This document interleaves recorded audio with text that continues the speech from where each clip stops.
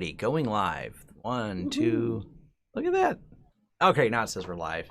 I think this is where it starts. I always get a little confused if it starts when the stream starts or to start when the live starts. But either way, there's people watching us now. So there are people watching us now. Hello, everyone. Yes. This is How They Got Hacked, episode 50. Woohoo! So 50 of these. Getting close. Yeah, we try to do them every week, and we may do a couple of these where we just record them and then publish them later. Me and Xavier just talked about that. It's always a challenge because both of us work in tech. And I'll start with something. Well, first, Tom Lawrence here and Xavier D. Johnson. Yes, in case you didn't know who we were. Make sure I don't have the echo. All right, let me fix that. There's a little adjuster I have to slide on there. It should fix any echoing. Anyways, something came up that I figured would be a topic for here that I want to bring up before the show. Someone's like, hey, share your best cybersecurity stories and things like that. And I was like, the best ones are always under NDA. Right? It's one of those things that's the hardest part about this is I was thinking about that when I was listening to Darknet Diaries when they were on their latest episode. One of the things they do, you're like, why are they covering a story from 2013? You're like, because it took 7 years before the things expired and people were actually allowed to talk about it. Right. Yeah, that's how it works. A lot of people still won't talk about operations. Certain people that get to work in certain organizations, I should say, they just don't ever get to talk about their work. Yeah.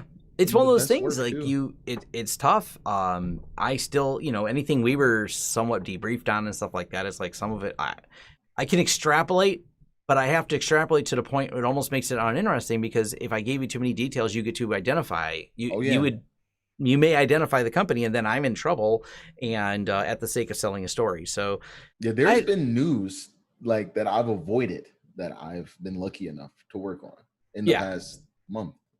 So yeah, it's like those things. Like if you were involved in it and it comes out as a story, you're like, I'm not even tweeting this. Like that is so. I have to be that far removed. Like I don't even share it with no comment. Funny enough, people don't like. I don't even share about any of my work.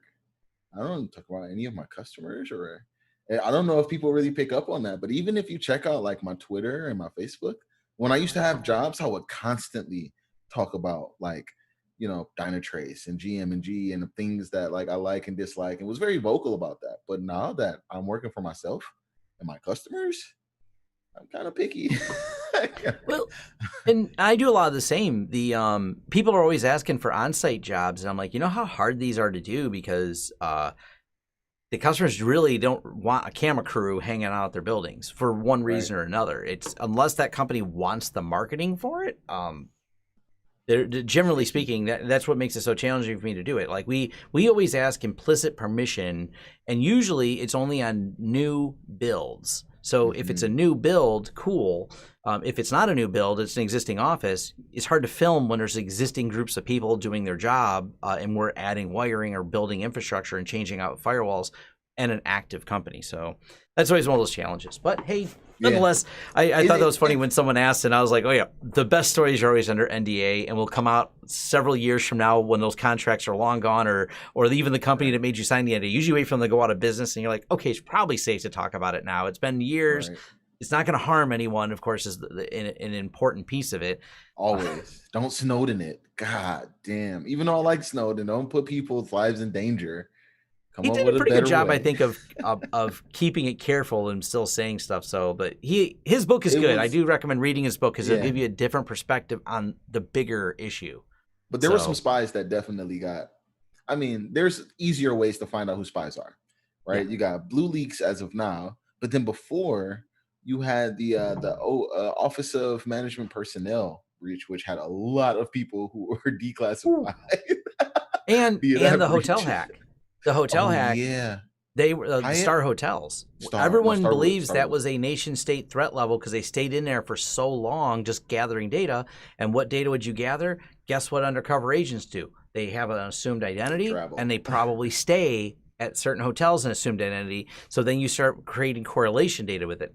A lot of speculation. That's why they were doing the Star Hotel, and because they remained silent. They weren't trying to ransom it. They weren't trying to take money. They weren't extorting. They got discovered and outed, and it was discovered they were there for years. So the correlation data is what we think they're after. So Hard to know because no one's ever stepped forward and says it was me, because that doesn't happen. Right. Ah, and what's this Project Greenlight we've been talking about? How many times have we talked about this? Too many times, unfortunately. And everyone's like, well, maybe you guys, there's probably at least a few of you that say, well, you guys are a little tinfoil hat. I mean, how could this possibly be used for wrong? I mean, isn't this a good, positive outcome for the community? It couldn't possibly lead to wrongfully arrested because recognition can't tell black people apart type of case, could it? I mean, I think we were kind of talking about that to begin with, and kind of the fear as a black man living in Detroit of having facial recognition that has been known to misclassify and confuse black people from one another. And So I think that now that we can take our tinfoil hats off, because it's come true, and it really was a concern from day one. Right, these are the reason why you need to have more people of color in technology, specifically yes, black people, because even though this is not a direct attack on specific black people, it is a afterthought. And there's all these technologies that have been rolling out that haven't thought about this, and we have different versions of these technologies out at different stages of development. And here we are, right, where the ACLU has literally had to um like represent this person who spent 30 hours in jail yeah. because the system keyed in on this person being wrong. The technology failed. And this is specifically going to be fought on the confrontation clause of the U.S. Constitution. For those of you in the U.S., you can look that up, or outside the U.S. if you're not familiar with it. I think most people in the U.S. aren't familiar with the confrontation clause, but it's the right to face your accuser. And so we got two things at play here. Like Xavier said, without a lot of people in color in tech, and the way you build AI data sets. When you build an AI data set, it is built with sets. And what that means is we take a large group of information and we say, hey, this is this person, this is that person. But when you statistically have fewer of any piece of the population, you end up with a skewed result where it's going to key in on less distinctive features, and starting with the most distinctive feature, color their skin, and go, well, we have a lesser pool, but we'll assume it was a person of this skin tone, and it starts narrowing them in. So we just don't have enough data to make this work. I don't think, and this is the bigger overarching thing that me and Xavier talked about, we don't think facial recognition technology, and we're people who work in tech, should be used. It's far from a perfect system. It's not a foolproof by any measure, And and the type of people that you're giving this technology to don't don't understand understand the it. technology, and Yep. so they don't think that it could ever be wrong, because Google is never wrong, their calculator is never wrong, the time on their phone is never wrong. Why all of a sudden with this one piece of software that they are being entrusted with is not right? Right, the gun that they've been Yep. handed is proper, the taser that they've been handed works, the vehicles that they jump in and drive works, the network for the looking up of license plates and looking into records work. Why all of a sudden is this one piece of technology just for one specific group of people not functional? So if you're a cop, reasonable deduction leads you to believe, hey, this thing is a tool that I've been given to use. I have to at least use it, because if I don't, I have a higher up that goes, well, did you use the tool? Yep. Right. So the cops actually had an incident where they pulled the footage from a the actual green light, and put that up against their database of driver's license photos, and took all of the driver's license photos that matched, put it in a lineup, gave it to the shop owner, or the shop security guard, who hadn't even really witnessed the alleged robbery, which this was all pertaining to. And then literally just based on a blurry image from the surveillance footage, claimed that this Robert individual was the guy that actually did the robbery, right? So now the police show up to Robert's house, handcuffs him, hauls him off, right? Locks him up, and all of a sudden, it comes down to the computer must have gotten it wrong. Y- Yeah. That's It's pretty rough. It's pretty rough, and this is one of the challenges is specifically in Michigan where it gets worse. Is Michigan is one of the states that has a specifically no repercussion law in regards to wrongful arrest or wrongful imprisonment. So, I mean, this person only spent, I think it was like 30 hours in the in lockup, but still, Yep. that's a disruption of 30 hours of your time. Of you were arrested, you didn't get to go to work, et cetera, Person et cetera. probably had never been in the system before. Yeah, now he's in the system. He's been fingerprinted, DNA, all the different things they collect He about probably you. could have been exposed to COVID. Could have been exposed to COVID. It's a series of problems with here. It's terrible. And there is case precedence on this. There was a case where, and there's been more than one, you can look up about breathalyzers and people suing because it turns out the breathalyzers were not working properly and always would tell people they were blowing higher than they were. So once again, that case has been decided all the way up to Supreme Court, and misconfigured radar guns that don't have to do it. But through those cases, like the misconfigured radar gun, because radar guns have been around a long time, they actually now have regulated radar guns, and they have to go through regular calibration. They have rules around the technology now that didn't exist when they first came out, because it turns out when they first came out, that technology was wrong. Radar guns have been around for 30, 40 years. We've had time to mature. Just handing to people these tools, yeah, that's just, we're not ready for that. Not yet. Not quite yet. Not quite yet. And I will laugh till And I drag a meme over and that here. could have went a completely different way too. Because when you think about it, there's been incidents where police have been called on black men and black men have been killed. Oh, So, for sure. and I'll be honest with you, if the police came to my house and talked to me about some robbery, I'm not just going down to the police station to be fingerprinted. I'm not going through all of that. No, I'm not actually, Yeah, that's because some I bullshit. know for a fact that I haven't robbed anybody. I don't have a reason to rob anybody. I'm a hardworking middle-class American. Why would I have a reason to go out and rob somebody? So then it becomes like, what happens when you run against a person like me who is going to fight for his right and be like, hey, come back with a bench warrant. Like, come back with some sufficient evidence, contact my lawyer, right? Like, don't just come to my house and arrest me. That you might get the wrong officer that day who just feels like you're being irate and slams you on the ground. What if you have anxiety or asthma? What if you do have COVID? You get into these situations where now this surveillance piece of technology is potentially ruining. It has the potential. It's been demonstrated that they have potential to ruin someone's life. It's just unnecessary. Yeah. If investigators can't get these cameras to be I don't know. I just think that this is something that we've been vocal on. I'm not a huge fan of it. I don't like it. Yeah. The good news is some states, California specifically, I know has passed some holds and things like that. Amazon, granted, I think it's more for marketing, but Amazon put a 1-year hold on selling that type of technology. So I'm hoping we have, and because of Project Greenlight specifically is what this led to. Yeah, we've talked about this before. We think it's a problem, and hopefully we've seen a few vocal people in the Detroit PD stand up against this, predicting this would happen last year. So hopefully this will get readdressed. I mean, with the ACLU involved, someone hopefully goes, okay, maybe while we're doing some reforms here, we should probably look at this one too. I threw the meme in there, and I know you can't see it from when I was dragging it across the screen, but that meme is like the one. So people that think AI will take over the world, and anyone who works in technology watching AI misidentify things all freaking day. So it's a real issue. What also is a real issue, insider threat. Oh man, we talk about insider threat a lot. And for the people that don't know what insider threat is, should we give them a little background on exactly what it means and what it is? Yeah, so insider threat's going to be there's ways around this, and we'll Xavier will talk. I'll paste the doom and gloom, and Xavier will talk about defensive measures.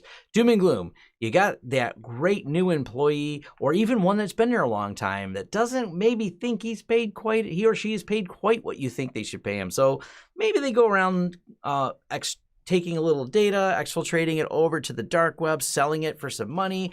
They slowly work against you while coming into and smiling every day at work because, they're like, oh, you can pass me up again for a raise. It's okay. I just sold your crap for about 1.5 million on the dark web to some individuals.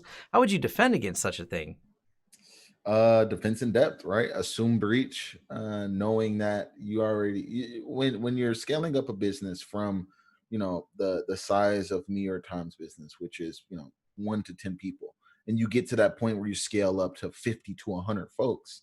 uh there's some trust that comes in there, and we should be, let's be real, right? We should be beyond trust at this point. There is the antitrust trust, right? um so basically, having defense in depth and having things like canary tokens, having things like cloud security access brokers, things like that help you, and great segmentation, principle of least privilege, PLOP, right? Plop. Practicing these things and doing this type of stuff helps you move your crown, identification of secrets, identification and classification of data. These are the things that enable you to be able to be better at, It, keeping your and secrets out of harm. they're very important. So just like you have an onboarding or even an offboarding process, and the offboarding process, that failure is what led to Equifax, because old contractors were still in there and they still had privileges they shouldn't have had. Onboarding process. Well, we just, for those of you that follow my YouTube channel, Brett left the company and we onboarded a new sales guy, and people are like, oh, you got to do password changes and things like that. I'm like, Brett never had access to the passwords database. He never needed it. He was a salesperson. He got data over to the technical people who do have access to passwords and will let them know what things change. But we always kept that separation. Same with when we hire a new salesperson, he's not had any access given to him to any system he's not been trained on. And you slowly, incrementally scale up their privileges on an only as needed basis, not like, day one, I created you an account for every system that Lawrence Systems has. He is not handed that.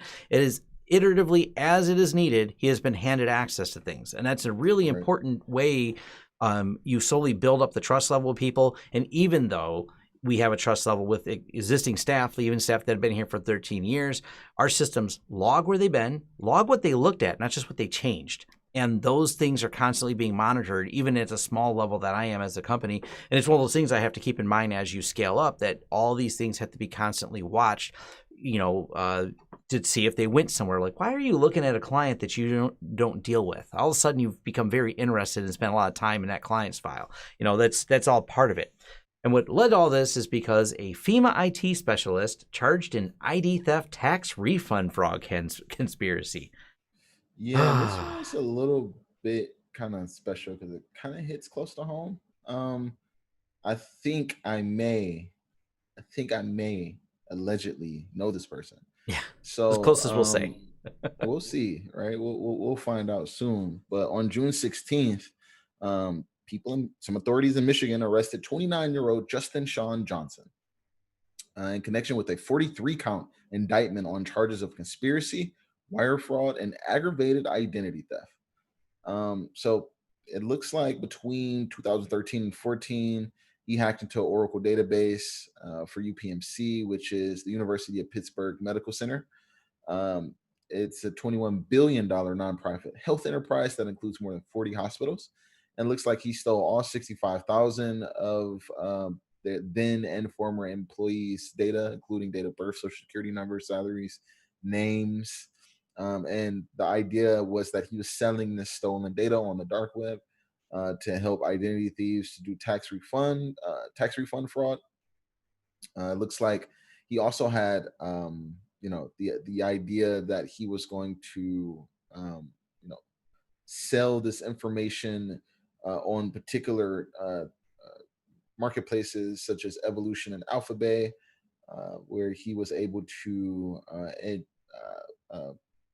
connect with one person particular here, where he was complaining about not having anywhere to send the money, and that he wanted to leverage access that he has to payroll systems of a few companies to swipe large chunks of their payroll. Ideally, he'd like to find someone who has a network of trusted individuals who could receive ACH deposits. So this person was deep into financial fraud, hence the 43 counts. Yeah, And and it's really interesting because it was very systematic. He put some thought into it. He didn't just try to sell access for a few dollars. Once you want to get this deeply involved on there, he has his LinkedIn resume still up. Maybe you may or may not want to hire him. He's an information technology specialist. He's a first level connection with the ability to message and may or may not be online. You know, may or may not be him that's online. Right. You want to say hi to the FBI that's investigating him? Just send him a message. Hi FBI. I don't gotta go too far.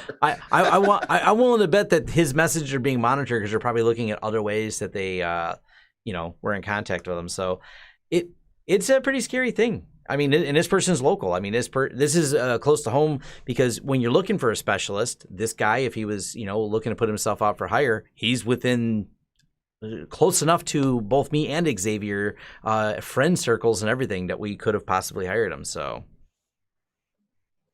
literally, we have mutual friends. I'm not logged into Facebook because I'm not doing that right now.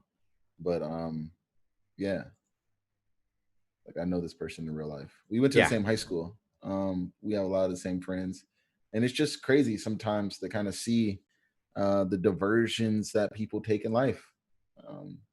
And that's not a good one there. That's so it's not even really hacking. It's literally just being a fraudster at that point. You're not going through and you're not doing anything clever. You didn't find and exploit some crazy hack. You just went in there on something you had privileged access to and started doing it. And the canary tokens and things like that is what people key in on. So there's probably, some piece of data in there that triggered. Like, yep, we know we kept that particular token in this particular database. We know who has access to it. And that's how they honed in and narrowed down who it was. It's how they discovered them. But yeah, it's definitely a scary thing you have to think about. Someone asked about how we do some of the logging. Some of the logging we do is like the wiki is where a lot of our things are. There's an option to turn full logging on in a wiki, and of course it's a web-based server, so we have 6 months retention on all logging for it, so of everywhere that every person went. So it's tricky, but you got to do it. Now this article is a little interesting. So Trustwave SpiderLabs Threat Fusion team, that's a mouthful, a customer. They engage with a customer on a proactive threat hunt. And I have two sides to this a little bit. They're not wrong. This is going to be an interesting dig, and they're literally asking, hey, who else would like to work with us on this? So if you do business in China, it's a lot different than doing business in a normal capitalist system like we have here in the US. Why I bring that up is because we had a couple clients and they did business in China. And what they do is if you want to open up a China division, you're essentially handed a business partner that is like hand in hand with your business. To go a step further, the Chinese have their own accounting software they want you to load. And the culture differences. So my friend, he's a security person who also did an exchange program as a teacher. He spent a month teaching in China. And one of the interesting things is the culture differences. Like when there was an incident in a specific piece of Linux called Deep in Linux, and everyone's like, hey, it sends stats to China. People in China are like, of course it does. We share all of our information with the government. And that's the culture there. So I don't know, and this is very unusual behavior for any type of US system. What they found was the tax software that these companies that were operating in China had to load also had backdoors in it. But the other side of this, before, I'm not saying it's right, don't get me wrong. I'm just saying think about the culture mentality of, well, of course, if the Chinese want to know if you're doing your taxes right, they'll just log onto your computer and do it. The culture there is that way. They're like, they entrust the government. They're not like this adversarial relationship we have where we question the government and we think things should be kept with checks and balances. They're all like, oh no, the government always has to have a backdoor on your computer so they can look at your taxes. Like, I think that's some of the mentality that comes in and probably developed this. But it's really scary, the fact that this software will put this golden spy software, as they're dubbing it, on there, backdoor environment, and even after the tax software is removed.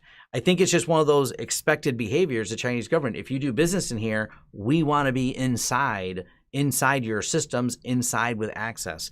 And I really would say that anyone who does business in China really needs to have separate autonomous systems that anything because this isn't an optional condition. If you're going to do business in China, you're going to run their tax software. I don't think they give you an option, but you should probably think about those systems being autonomous from the rest of your network, from being deeply integrated. It's one of those things, and it's the risk of doing business in China. There is a lot. And it makes me think a lot about Tesla, because Tesla opened the Model 3 factory there, and undoubtedly with that level of relationship, they're running some similar software on there. And Tesla being a tech company, I'm wondering how they're mitigating and think about it. You know what I mean? It's like our client closed their China division because they couldn't deal with the relationship manner that they had with China. They didn't like it. They closed their whole China division years ago because they didn't like the deeply rooted, like, we need copies of all your designs. They're like, no, you don't. Yeah, and the way that I worked for GM at a point, and the way they do it is they have a GM China. It's just not a China division.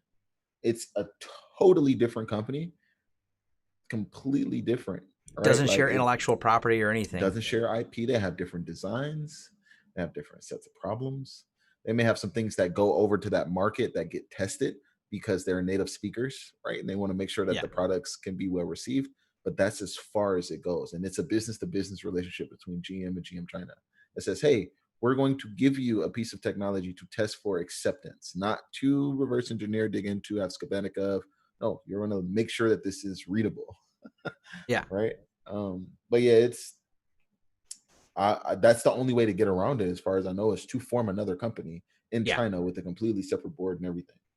So I don't think it's as surprising. It's definitely invasive, but I feel less surprised, especially I kind of want him to talk about it sometime. My friend who spent time teaching in China, because he said it was just he teaches like network engineering here, I think at University of Michigan. He does some of the like teaching work, and he did this exchange program, and he's like he had a liaison that hung out with him all the time, and he goes, it was a little bit unnerving because the person kept asking me about hacking, and I kept talking around everything because I felt like they were trying to get something out of me. And he goes, I was like, no, I don't do any of that. I have no idea how to VPN back out of here. That was all the questions were like how to get around the Chinese firewall stuff. He's like, and before he went, he knew he might be in violation, but we went and set it up. Before he went, we had a series of VPN servers. We wanted to see which ones went through the firewall of China and didn't. We had our own reasons when he went to do this, and that's why I'm not sure how much he wants to talk about it publicly, because he did get around all of it. We found out what worked and what didn't, and we were tunneling stuff and running it over 443 and encapsulating packets for OpenVPN, and we found out what worked. And I think it was just before WireGuard. We were looking at WireGuard, but it was too new at the time when he went, because this is a little while ago. But it's the culture difference is what shocked him the most, is like the people were so willing that you just participate in government spying. Like it's like we're against it here in the US and we're always arguing about it, versus they're like, this is part of our culture here. Right. So yeah, I'm not a huge fan. I mean, we have a constitution too, so yeah, that right to privacy thing is a real damper right now in America, because we have the right to privacy, but we're not exercising our right to privacy. And like having a right and exercising it is two completely different things. People are only thinking about VPNs to look at content or to stay hidden away from quote unquote FBI agents, not realizing that most of the VPNs are owned by the FBI in some way, shape, or fashion. And then also that we're working on their technology. Like, you can't just spin up a radio station, because radio was invented so that armies can keep in touch with one another, and that they gave it to us so that we can stay in communication, right? The same thing goes for the internet. The same thing is for public TV. There used to be off time for the TV. So like we're living in a space where rapidly our rights are deteriorating with regard to privacy, and we're moving closer and closer towards that, what China has is extremely advanced. Let's be clear. Like, I don't think America could ever get there. Yeah, but we're getting close to having that understanding and pulse on our people. I encourage anyone who's listening to us, if you want deep thoughts on that topic, the Snowden book isn't just about Snowden. It's a lot of thoughts on how privacy can work And it's not a book that's anti-government, so to speak. It's more about how he thinks it could be reformed, and he's got a lot of solid, really good ideas in there that I think are they're thought-provoking and it'll have you thinking differently about how a lot of these things work. He also discusses a lot of the fundamentals of how they become so broken. And so one of the ways that it gets broken is from people making tools to break it, like the NSO group. Mm-hmm. Yeah. And speaking of the NSO group, Moroccan journalists targeted with network injection attacks using NSO group tools.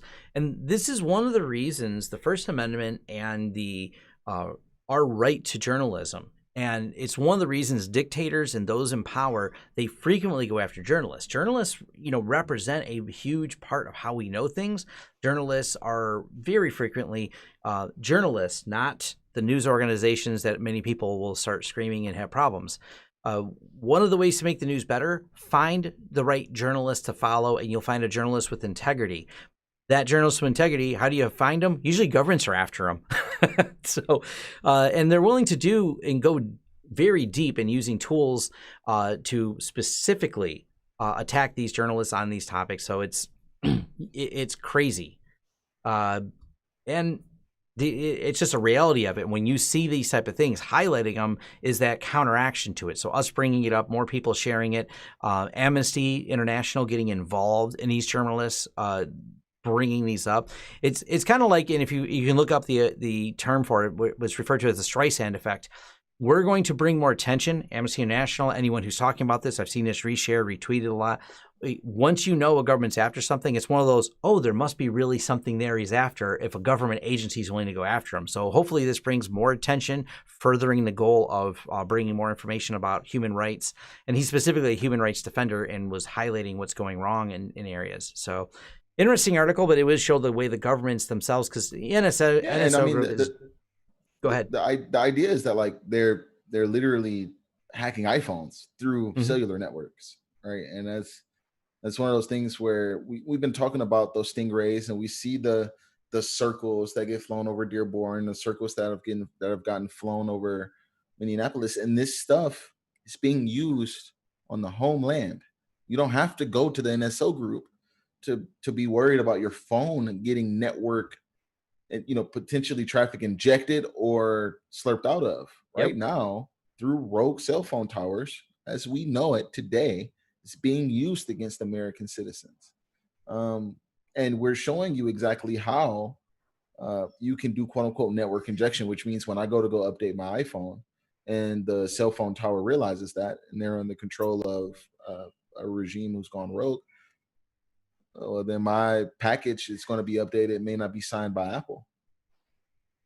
And that's just kind of the nature of where we're at right now. And it's really, really depressing, because something as small as this, something that's very, very much so small and comparative to what me and Tom run in our house or even in our offices. This fits in the back of a car. I mean, it fits in the back of a car. And it's being used against people right now to inject spyware onto their otherwise secure iPhones. Yeah, it's really interesting because the technology is getting easier and easier, and we rely so much on our cell phones. And this is why, in full disclosure, we're using Zoom. This is why it was such a big deal that Zoom started doing full encryption and not making exceptions to it. Matter of fact, if you haven't followed the entire drama around Zoom, they've decided everyone's going to get end-to-end encryption. So it's, you know what I mean? It's going full around there because this is such an important thing. So if you go on YouTube as well, if you look up NSO group, some people did a few, I think it's Vice. One of the news organizations puts together a YouTube video showing like some of the demos of this in action. So you can actually see it working and how it works. Well, you get an overview of how it works. How's that? It's pretty crazy. It's just, Jeff Bezos knows all about it. Yeah. I noticed when you clicked on the Business Insider article, that was the first one there of them hiring the Crown Prince hiring to get an attack on Jeff Bezos for it. So it's more than journalists. It's either way. It's a direct invasion of our privacy, and this is how we communicate now frequently. So yeah, which is of course why every senator stands up and says, I have a shitty idea, and another senator stands up and I can make it shittier. And then we have the earn it. And then from the earn it, someone else stood up and says, we can make that one shittier because you guys got the word out and disbanded the Earn It Act. And now, what the hell is the new one called? It's the new act that they have against us, that they're trying to break all the encryption. Basically, the government wants backdoors again. That's the article this last article we have. It's the typical ridiculous stuff that we're kind of expect out of our government. So Earn It was didn't make it far, and these are not just average people. These are large people in our Senate, people with followings and whatnot. And Senate's new anti-encryption bill is even worse than you think. Mm-hmm. So they want Lawful Access to Encrypted Data Act. That's what it's called. It sounds so innocent. It's the lawful. It starts with lawful, implying that it doesn't put backdoors in everything. R and R. And the last time it was bipartisan. This one's all ours, because the D that was involved in the Earn It Act, he got. I don't think he's got a seat no more. Yeah. So this is just getting ridiculous. That what they're trying to do, and this is one of the reasons that companies like Signal are one of my favorites. To resistance to show will be technically impossible. Wow. Yes. There is no. Signal has talked about this. Australia has been fighting the same problem. Was it last year? Australia introduced their own legislation. It really, like, we don't want encryption. We want to ban encryption. It doesn't have a government backdoor in it. We're seeing it now here in the U.S. So it's kind of like being tested in other areas, and now the U.S. is getting involved in it. And if people really want to talk about tyranny, they want to talk about this, the government wanting a backdoor on all of our devices is just not acceptable in any form. Not just for the privacy, second for the security, because the government is also really bad at keeping secrets. That guy Snowden we mentioned a couple times. So if the government has access to it, so do all the insiders at all these government ones. And we just talked about FEMA having an inside actor who took and used their privilege access for ill-begotten gains, and Snowden, who, with the right intentions, I believe, used his insider access to reveal a lot of information. And it's one of the problems. If you do this, you now have given the government keys to everything. And long live Signal, because it's still one of the few things that I trust when it comes to this. And Signal, they're fighting hard against it as well. They're a nonprofit organization. Me and Xavier, that's how we initiate a lot of our conversations. Because unfortunately, as much as we do like and haven't, the jury's still out on it because it's just kind of become a dead product, is Keybase. And Keybase has got more features than Signal, which I had such hope for. But unfortunately, the product flattened. I don't know what's going to happen with it. Hopefully, if they follow Signal, I'd be happy. Matter of fact, if they handed the project over to Signal, if they could just give it to Moxie Marlinspike, who is running Signal, and go, can you just take this and do the right thing with it? I would be thrilled. Right. That would make me happy as well. Yeah, because Signal is one of the only places, and there's other companies doing this, but they've done it right by putting it into Quad9, who I interviewed, did a similar thing. It's along those same lines. You put the company into a nonprofit. You clearly set its scope to not sell people's data, to not try to put backdoors in. You build it around, I know Zoom Moon's Keybase. That's what you're talking about, no sell. Yeah. But hopefully they move it over to something like a nonprofit organization with a clear goal of, we're going to protect privacy. This is our doctrine, and nonprofits are very much bound to whatever doctrine they are, or they lose their nonprofit status. And when they can rely on donations as opposed to selling my data, I feel better about the company, and I don't mind throwing money at them. Secure, exactly. Makes sense. Always with the EFF, in case you're going, what can I do as a lonely citizen who has a few dollars? Just throw money at the EFF and it'll help you fight it. They have instructions. They have call to action. You don't go protest and vote. That's always a good thing. But there is simple things you can do. Just donate money to the EFF. They will continue paying lawyers to work on it. And that's one of the simple ways I do. I donate money to some of those causes because I can. And there are causes I believe in. And as much as I like going rah-rah mad, that's unfortunately where a lot of people stop. They just, okay, I tweeted it. Whew. Do I do anything else? Yeah, that's a good start. Don't forget the EFF and Mozilla actually wrote a letter to Zoom, and 20,000 people signed it. And that's what actually got Zoom to offer the end-to-end encryption to all users, not just paid users. So. And if you follow the lawyers that work at the EFF, they do solid work. They are your money is going to a good cause. They're essentially a nonprofit organization that cares about the internet at an international level. So they look at it as a global community. I've always been a big fan and supporter of the EFF. So yeah. All right. Well, thank you for all the fans and supporters that joined us this morning. Yes, thank you very much. It was good to see everyone. Yep. Me and Xavier got a few more things to do. We will figure out when our next show is. We're working on a schedule as we always are. It's tough. We actually spent the first little while just me and him just catching up on things because me and Xavier hadn't actually had any FaceTime to talk. So yeah. He's had his head in the books here, man, doing some work, doing all kinds of fun stuff. Well, yeah, you're teaching now. I'm teaching now. I'm giving a talk at the Car Hacking Village for DEF CON. So I'm extremely busy. But I mean, I'm always free on Friday evenings. I'll be honest. I'm not doing too much of shit. I know that lately you've been kind of swamped with the new hire, business changes and whatnot. So yeah, I tell you what, you can write automation scripts for all kinds of stuff. But automating business is hard. Trying to automate what I do in this business is always my goal. There's no Zap for it. Yeah, can I just write an app that just does what I do all day at business? Right. Where's the AI that'll replace me so I can go do other fun things? Tom's AI. Oh man. So, all right, man. Well, thank you for joining us. It was awesome. All right, you guys. Yes, thank you. Peace out. See you guys next time. Peace.